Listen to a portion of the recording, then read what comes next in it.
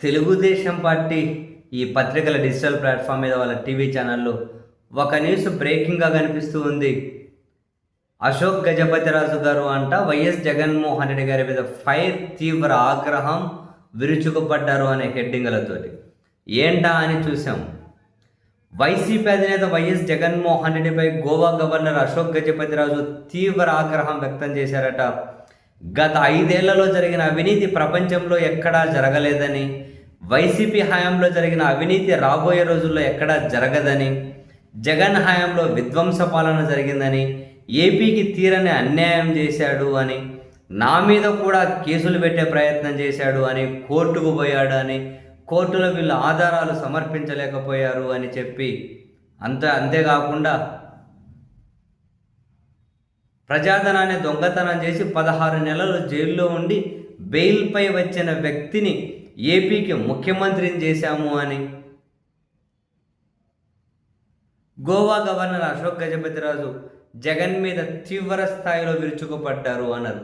సరే, ఈ విమర్శల జోలికి తర్వాత కానీ అసలు నేను గోవా గవర్నర్ అని రాయడం కరెక్టేనా? ఒక తెలుగుదేశం పార్టీ నాయకుడు అంటే కనీసం కొంతవరకన్నా యాప్ట్ అవుతుంది. గవర్నర్ రాజకీయ కామెంట్ చేయొచ్చా అండి? అదే రాజ్యాంగ విరుద్ధం కాదా? అది అనుచితం కాదా? Governors must uphold impartiality. Definitely Ashok Gajapathi Raju comments viewed as overstepping కాదా? ఇంత దారుణంగా ఎట్లా మాట్లాడతారండి గవర్నర్లు? అదే గవర్నర్ అన్నది అదే మన రాజకీయ పదవా? తటస్థంగా ఉండాలి. కాన్స్టిట్యూషనల్ హెడ్ కదా ఒక స్టేట్కి. ఇలా ఎలా మాట్లాడతారు?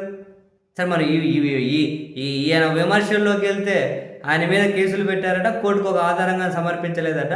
కానీ జగన్ దొంగ అంట, 16 నెలలు జైల్లో ఉండొచ్చారట. మరి జగన్ మీద ఏం ఆధారాలు, ఏ కోర్టు ప్రూవ్ చేసిందో మరి ఈయన ఈ పెద్ద ఆయన చెప్పలేదు.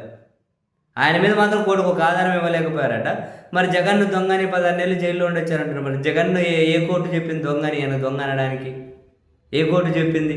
ఇట్లా మాట్లాడచ్చా గవర్నర్లు? ఇవన్నీ అవసరమా? ఈరోజు ఏమో ఏమంటారు, ఎక్కడికో విశాఖపట్నానికి వచ్చారట ఆయన గోవా గవర్నరు. క్షత్రియ పరిషత్ ఈరోజు ఆదివారం ఆయన సత్కరించిందట. ఇంకా అక్కడ మాట్లాడాడట. ఎందుకు ఒకవేళ రాజకీయాలు అంత ఇంట్రెస్ట్ ఉంది అంటే గోవా గవర్నర్గా రిజైన్ చేసి వచ్చేసి రాజకీయాలు చేయొచ్చు కదా.